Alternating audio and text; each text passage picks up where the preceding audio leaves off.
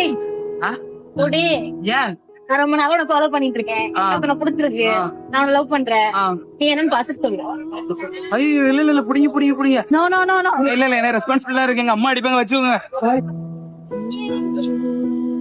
யார் இவன்?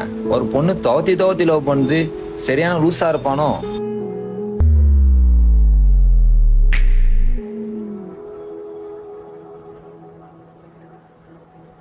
ஹாய்ங்க, உங்களை ரொம்ப பிடிச்சிருக்குங்க.